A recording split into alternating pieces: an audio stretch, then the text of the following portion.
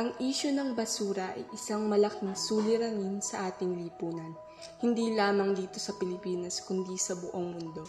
Sa bawat araw, milyong-milyong basura ang nalilikha at itinatapon, nagdudulot ng malawakang polusyon sa hangin, lupa at gayon din sa tubig.